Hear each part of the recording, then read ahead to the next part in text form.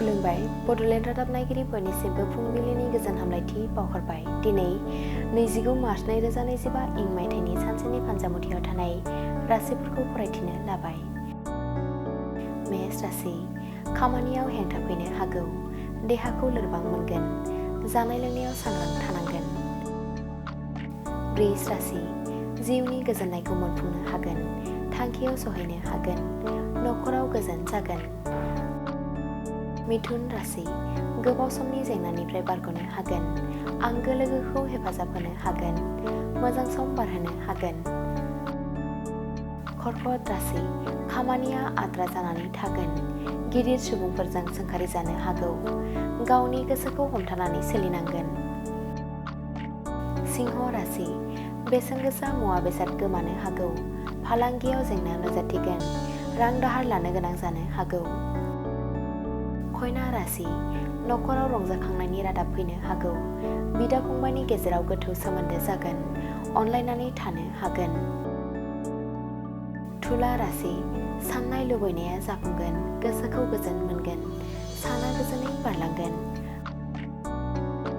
वृश्चिक राशि गोसोआव गोजोन गैयै जागोन, सिगां समनि बाथ्राफोरखौ गोसोखांगोन, असान्थिजों सम बारहोनांगोन।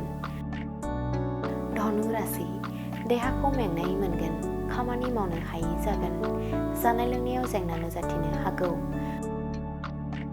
मकर राशि देहायाव बोलो फैगोन, गावनि खामानिखौ मावनो हागोन, गाहाम सान। कुम्भ राशि जानाय लोंनायाव सांग्रां थानांगोन, लोगोआनो सुथुर जानो हागौ, खैफोदा उन उन गिदिंफाबाय थागोन। मीन राशि समाजाव मोजां मुं मोनगोन, बयजोंबो गोरोबनानै खामानि मावनो हागोन, साना गाहामै बारलांगोन। दिनैनि राशि फरायथिनाया एसेनोसै। बेजों लोगोसेनो दिनैनि साना बुहुमनि साफ्रोमबो सुबुंफोरनि थाखाय गाहाम जाथों बेखौ बड'लेण्ड रादाब नखरनि जानानै इसोरनि खाथियाव आरज गाबनाय थाबाय।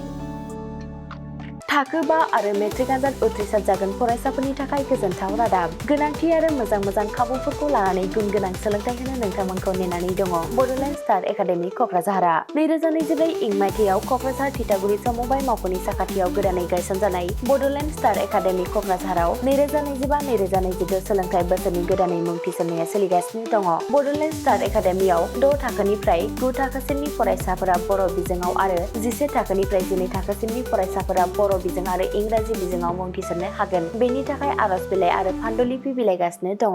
11 थाखोनिफ्राय 12 थाखोसिमनि फरायसाफोरनि थाखाय आखा-फाखा आरो रोंगौथि गोनां फोरोंगिरिफोरखौ लानानै साइन्स, कमार्स एन्ड आर्टस मोनथाम स्ट्रिमनि सायाव फरायसाफोरखौ गुन गोनां सोलोंथाइ होनानै बायदि बिथिंजों सोरगिदिं जौगाखांनाय लाबोनो साखाफारा क'क्राझारनि थिथागुरियाव थानाय बड'लेण्ड स्टार एकाडेमिया।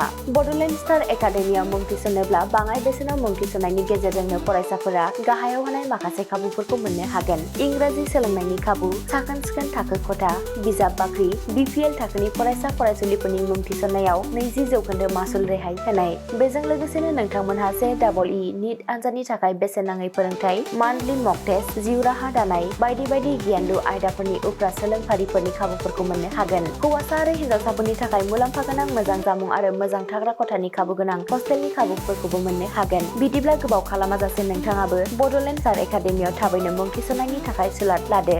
आबुङै मिथिनो थाखाय जानबुं अनजिमा 6000349997 एबा 7638008149 एबा 6003494371 आव फोनांजाब खालामदो।